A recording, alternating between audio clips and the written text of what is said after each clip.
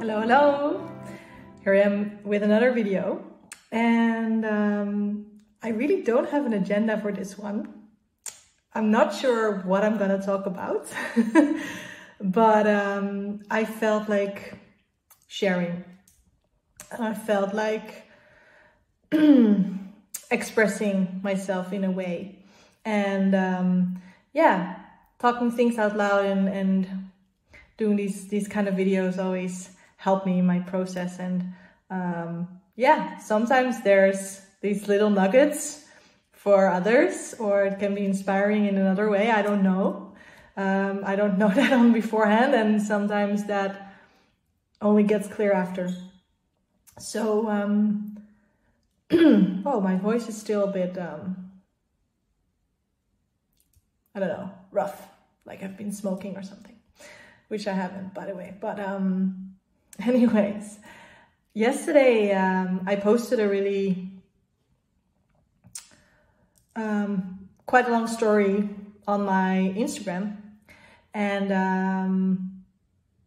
yeah, was kind of vulnerable, and I was sharing about the process I'm in right now and all the triggers and all the mirrors and confrontations I'm getting, and yeah, I shared about what my friend confronted me with expression. And now that I'm talking out loud again and hearing my voice and hearing what it does, it's very interesting what expression actually is for me, and expressing my needs and wants and truth, and what actually is present within me right now. And yeah, the voice is a very powerful thing for that. And I've noticed how blocked my throat often gets. And that is not, obviously, that is not something I'm thinking about. So it's not that I'm mentally doing that, but it does have something to do with not feeling safe and not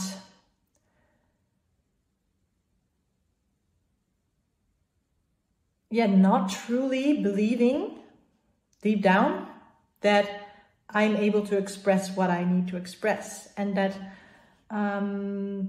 yeah, that often comes up when I'm nervous or when I'm anxious, but also, of course, when I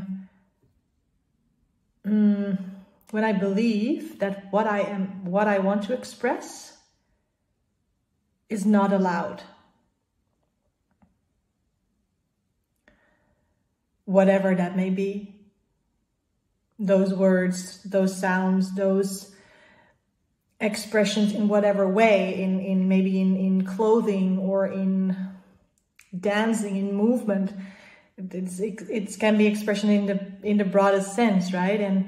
And yeah, that is really a big theme. And then maybe it's also something that you recognize. I see this also a lot with other people, and the effects that it can also have on your body. And the way I have experienced it is that most of these blockages, physical blockages or energetic blockages, they're all related to each other. And for me personally, most of them come from conditioning when I was younger, and they come from a place where I learned that I wasn't allowed to express these things. And it can be such simple as, for example, you are a child and you, I don't know, you scream out loud in public, and then your mom or your dad or whoever tells you to not do that. Don't scream, don't yell that loud. And then, well, that's where it starts. And then as a child, you cannot really discern, or you're not really conscious about what is happening in that moment, about maybe projections or whatever, or pain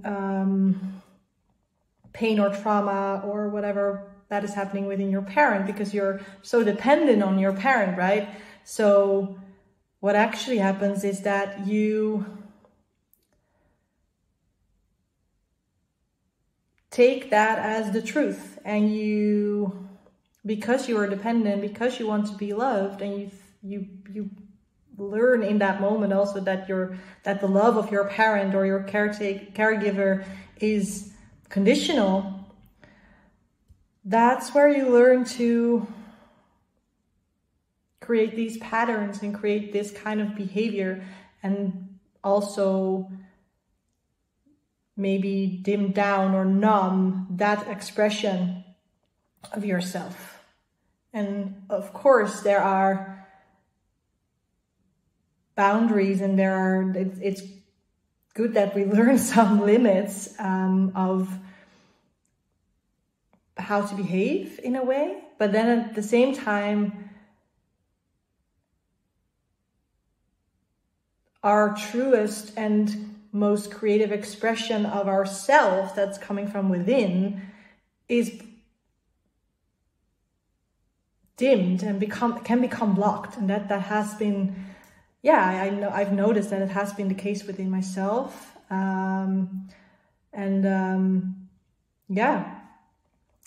So the voices that come up in those times, for example, when I feel that I want to say no, or when my body is like,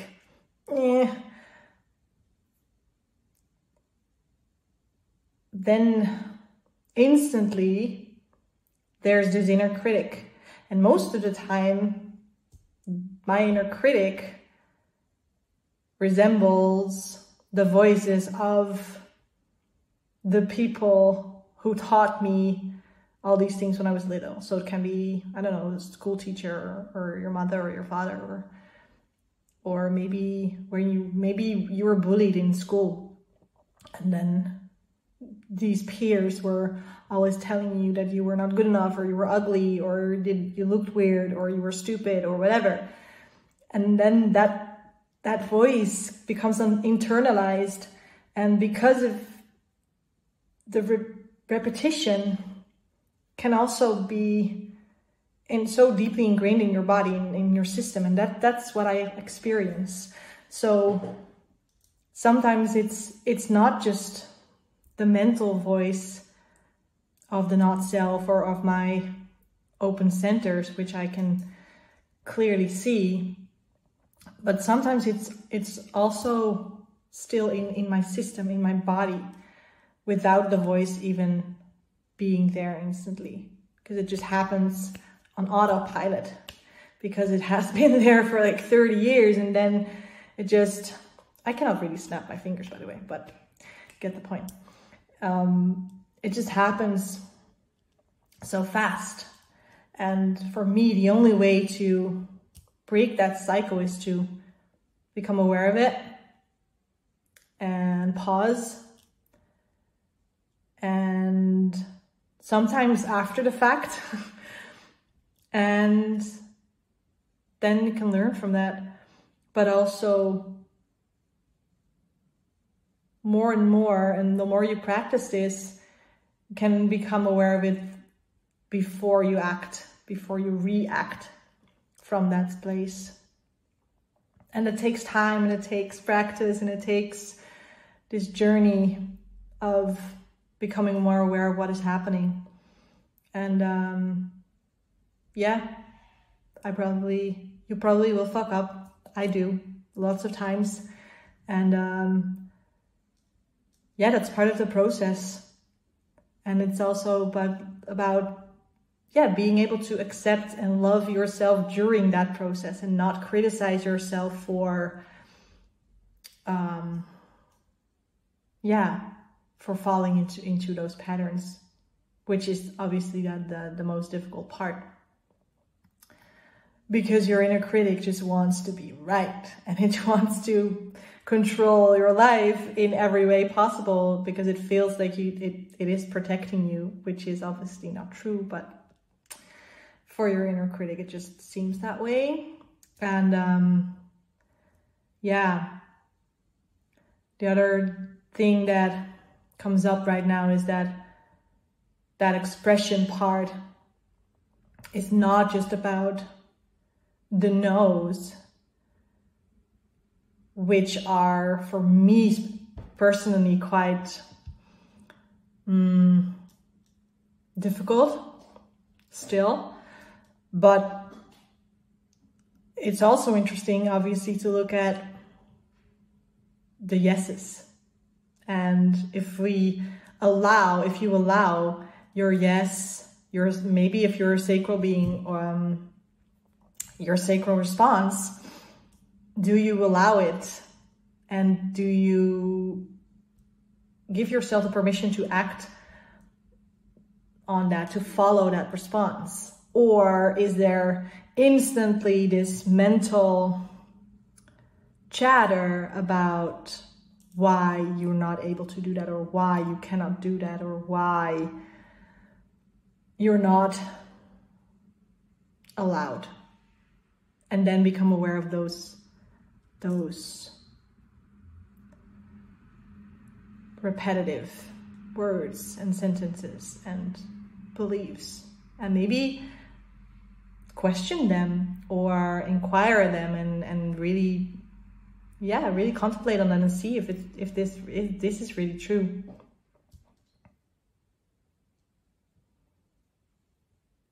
Yeah, that's it for today.